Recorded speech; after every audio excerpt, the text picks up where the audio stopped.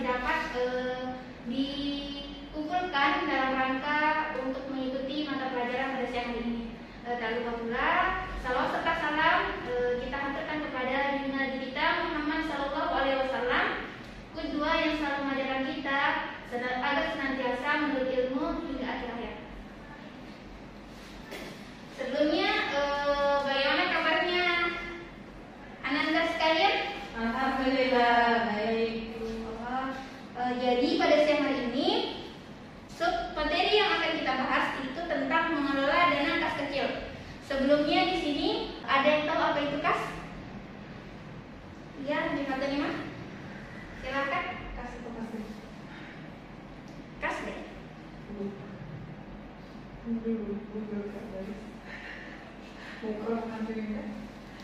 Saya Bu. Baiklah, sebelumnya terima kasih atas kesempatan yang telah diberikan pada saya. Saya hanya satu nikmah. Jadi, kas adalah alat pembayaran yang sah dan siap digunakan serta bebas untuk membiayai kegiatan umum perusahaan. Baik, terima kasih atas penjelasan Saudara Hanifah Tunyama. Iya, baik sekali. Itu tadi pengertian dari kas. Nah, masuk ke materi kita yaitu kas kecil. Pengertian kas kecil. Kas kecil adalah dana yang dipersiapkan oleh perusahaan untuk membayar pengeluaran-pengeluaran yang jumlahnya relatif kecil dan jika dibayar menggunakan cek itu relatif tidak ekonomis. Nah, di dalam dana kas kecil itu ada dua metode yang digunakan, yaitu dana tetap dan dana tidak tetap. Nah, dana tetap itu sendiri ialah metode pembukuan kas kecil di mana jumlahnya selalu tetap dan tidak berubah. Sedangkan metode dana tidak tetap adalah suatu metode pengisian dan pengendalian dan kas kecil yang jumlahnya selalu berubah-ubah. Nah, di sini ada beberapa karakteristik dari setiap metode pencatatan dana kas kecil. Karakteristik dari metode dana tetap yaitu transaksi dicatat saat pembentukan dengan jurnal kas kecil pada kas. Yang kedua yaitu tidak melakukan pencatatan pada saat terjadi transaksi, tetapi ditunda hingga saat pengisian kembali. Ibu izin dulu ya nak. Yang ketiga yaitu bukti transaksi disimpan sebagai dasar pencatatan saat pengisian kembali. Nah, saldo dana kas kecil selalu tetap. Dan yang kelima yaitu jurnal saat pengisian kembali itu dijurnal dengan biaya-biaya pada kas. Nah, sedangkan pada metode dana tidak tetap mempunyai 5 karakteristik.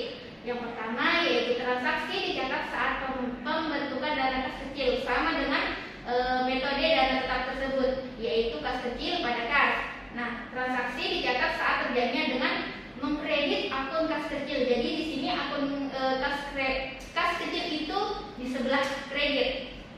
Saldo kas kecil itu selalu berubah sesuai transaksi yang dilakukan. Dan yang keempat yaitu jurnal saat pengisian kembali adalah kas kecil pada kas. Ibu akan memberikan paling tidak 2 contoh transaksi dan kita itu akan menulisnya dengan 2 metode yaitu dana tidak tetap dan dana tetap. Baik, di sini Ibu akan kasih 2 transaksi saja ya nak.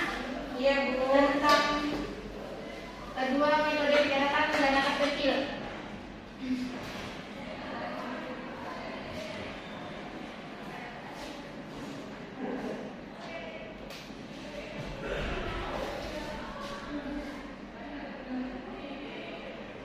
Transaksi yang pertama, pada tanggal 10 Desember terjadi pembentukan dana kas kecil sebesar 200.000. Maka di dana tetap itu dicatat sebagai kas kecil pada kas dan dana tidak tetap juga sama sebesar 200.000.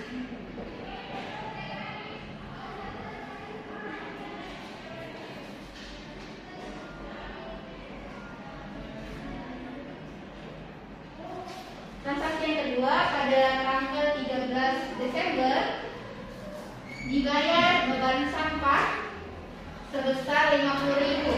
Di dana tetap itu tidak dijurnal, sedangkan di dana tidak tetap itu dijurnal dengan jurnal beban sampah pada kas kecil sebesar 50.000. Sampai sini paham? Paham. Melangkah ke pembahasan yang kedua yaitu selisih kas. Nah, selisih kas yaitu kondisi di mana terjadi perbedaan antara saldo perhitungan fisik dan saldo perhitungan catatan perusahaan. Nah, dari selisih kas tersebut ada dua jenis selisih kas, yaitu selisih kas berlebih dan selisih kas berkurang. Selisih kas berlebih yaitu kondisi di mana pada saldo perhitungan fisik itu lebih besar daripada saldo perhitungan menurut catatan perusahaan. Sedangkan saldo kas berkurang ialah kondisi di mana saldo perhitungan fisik lebih kecil daripada saldo pencatatan perusahaan. Masuk di transaksi saja ya.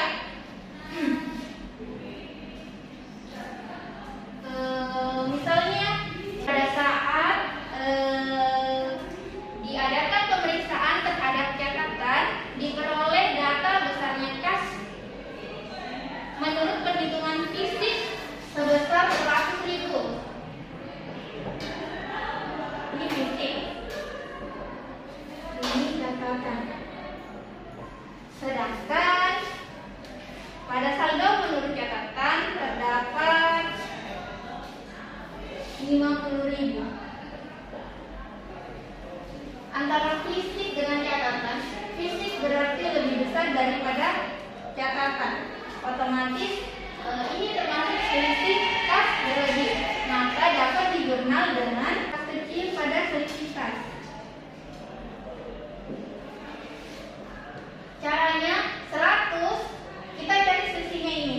100 dikurang 50, selisihnya itu ada 50.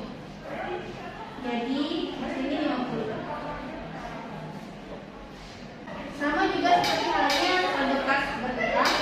Apabila saldo fisiknya itu lebih kecil daripada saldo catatan, maka jurnalnya itu selisih kas kecil pada kas kecil. Baik, sampai di sini ada yang ingin ditanyakan? Saya Bu. Ya, silakan. Sebelumnya terima kasih untuk kesempatannya. Saya ingin bertanya, bukan tadi telah dijelaskan beberapa materi, mulai dari pencatatan dari dana kas kecil itu, kemudian juga tentang selisih kas. Nah Bu, kami ingin bertanyakan, di dalam perusahaan sebenarnya ada seseorang yang memang ditugaskan untuk mencatat kas kecil. Nah, alasan apa saja yang membuat pencatatan tersebut akan menimbulkan selisih kas tersebut Bu? Baik, gitu ya.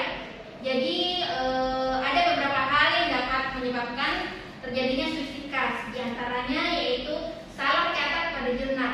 Misalnya transaksi tersebut itu seharusnya dicatat pada jurnal penerimaan, namun malah dicatat pada jurnal pengeluaran.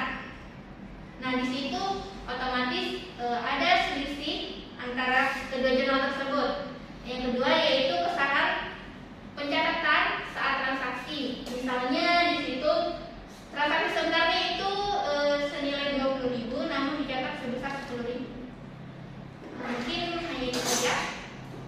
Mungkin hanya satu pertanyaan ya yang Ibu dapat terima karena mengingat waktu sudah menunjukkan jam istirahat. Jadi di sini Ibu memberikan satu kesempatan.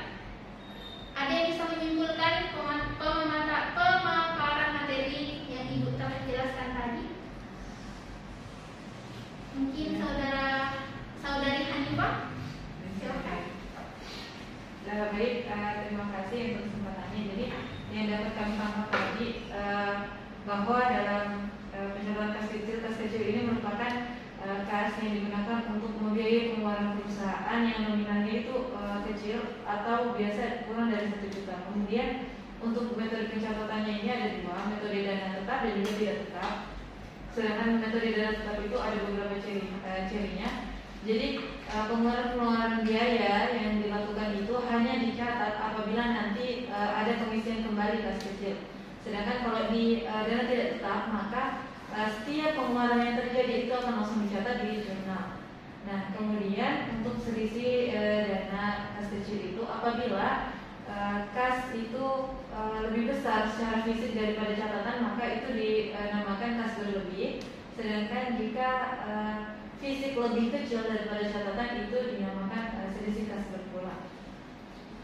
Baik, bagus sekali kesimpulan dari Saudari Hanifah, dan mungkin hanya itu saja yang dapat disampaikan pada siang hari ini, mengingat waktu sudah menunjukkan jam istirahat. Dan untuk tugasnya itu ada pada halaman 120. Di situ ada transaksi-transaksi tentang metode pencatatan dana kas kecil dan selisih kas yang dapat kalian kerjakan, dan insya Allah pekan depan akan dibahas sama-sama ya. Mungkin hanya itu.